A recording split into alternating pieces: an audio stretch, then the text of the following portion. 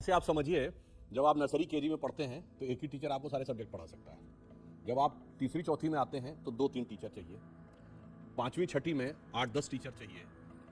10वीं 12वीं में आप आते हैं तो सब्जेक्ट अलग अलग हो जाता है। साइंस में जो फिजिक्स पढ़ाएगा वो केमिस्ट्री नहीं पढ़ाएगा, जो जूलॉजी बनाएगा वो नहीं पढ़ाएगा।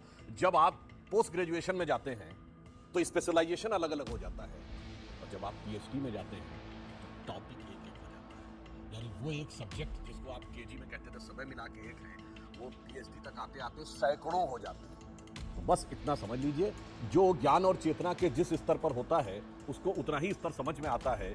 हिंदू और भारतीय संस्कृति चेतना के उस स्तर पे थी जो पीएचडी और पोस्ट डॉक्टरल का लेवल है। इसलिए एक एक सब्जेक्ट के, एक एक टॉपिक के, एक एक चीज के एक्सपर्ट हैं। तो देवता भी, अब आप ये बताइए, भगवान तो अनंत है ना, तो अनंत का स्वरूप एक ही रूप में होगा।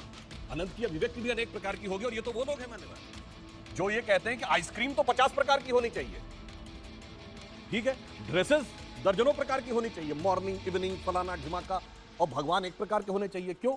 इसलिए कि भगवान के लेवल पे अभी वो प्रिमिटिव लेवल पे पड़े, जिसे कहते हैं करिया अक्षर भैंस बराबर। इस कारण से उनको लगता है, ये इसमें मैं उनको दोष नहीं देना चाहता, जिसका जितना स्तर है, जैसे हमारे यहाँ कहते हैं ना, आकाश से पानी समान रूप से बरस रहा है। बरसात का सीजन चल रहा है ना, एक गिलास रख दीजिए तो गिलास भर पानी आएगा, जग रख दीजिए जग भर पानी आएगा, बाल्टी रख दीजिए बाल्टी भर पानी आएगा, ड्रम रख दीजिए ड्रम भर पानी आएगा, सरोवर में सरोवर भर के आएगा, नदी में नदी भर के आएगा। तो जिसकी जैसी पात्रता, विद्या ददाति विनयम, विनयम ददाति पात्रता।